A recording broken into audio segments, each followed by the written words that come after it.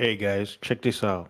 Was at Walgreens and I happened to notice this little DNA kit. Check this out. Let me play.